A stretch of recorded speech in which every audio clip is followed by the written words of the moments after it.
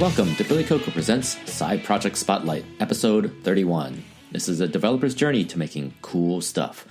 I'm Kotaro, and Philly Cocoa is a Philadelphia-based CocoaHeads community focused on Apple development that primarily, but not exclusively, means iOS, Mac, tvOS, and watchOS development. Philly Cocoa's true desire is to take you higher on your own developer journey. Whew, all right, these intros never get easier. So Philly Cocoa is going to take a little bit of a break for the holidays. We want to sort of enjoy the rest of the year with friends and family. And so this will be sort of like a little bit of a retro, if you will. Retros are a really good way to sort of get a sense of how we did in the prior sprint, as you will. So in this case, this year, and what we can do to improve for the next year.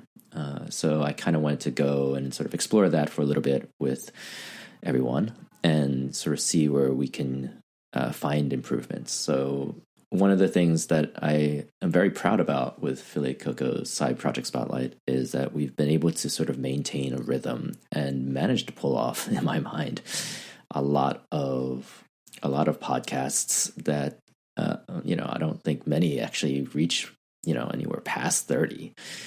So that's good in a lot of ways. Originally, just for anyone who hasn't listened to this podcast, Philly Cocoa's original idea about this podcast was to sort of take you on a journey in how developers work on projects and how we can sort of finish these side projects. This was sort of like our accountability podcast, if you will.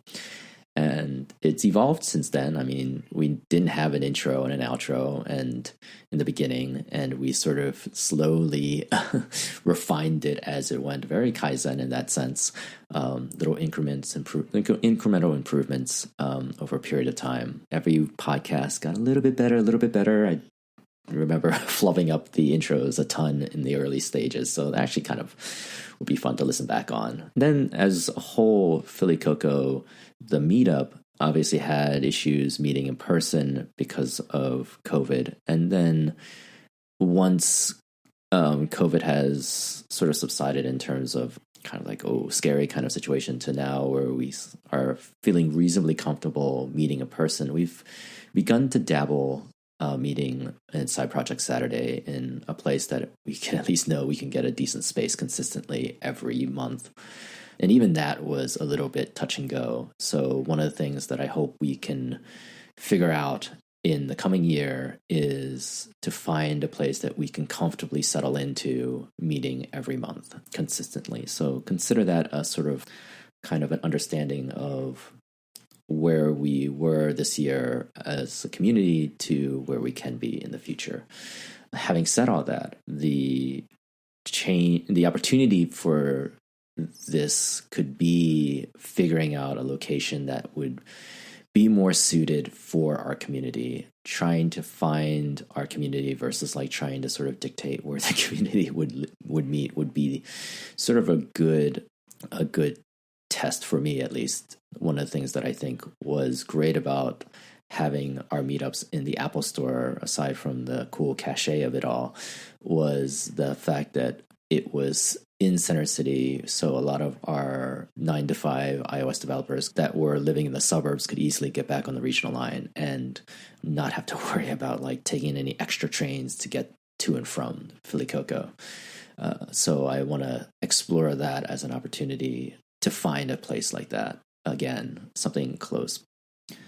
I guess the other thing from a community point of view that I want to explore is sort of get back to kind of these meetings where we can show off some of the work that we've been doing, as well as potentially cool tech inside and outside of our community. Some of the things like Stable Diffusion and what that means for our apps going forward, of how we can utilize that tech as an example, not necessarily something I would encourage or discourage. That would be kind of cool to see those demos again live. So again, these are all up in the air things that I hope we can improve going forward as a community. The other thing that I think I want to bring up is the idea of continuing with the side projects that we've been working on. In this case, our constant struggles with Pickle Jar. It's a fascinating project because it's not so much of a project. It's a simple project in theory. It's a complex project because I think of the way we sort of interpret how this application should be. So for better context, basically it's a glorified to-do app, but it's based around trying to improve behavioral activities, for lack of a better word. It's trying to build better habits. So if you wanted to do 25 push-ups a day, if you wanted to learn a new language, how do you go about breaking it down slowly and incrementally over time? We wanted to create an app that was something that we all wanted to use because we all wanted to do things that would improve our ability to do something.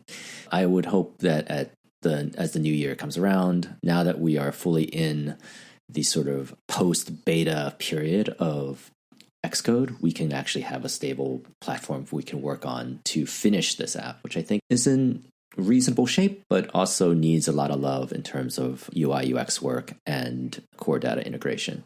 So hopefully you will stick around to see and hear our progress as we try to get this app past the finish line, if you will.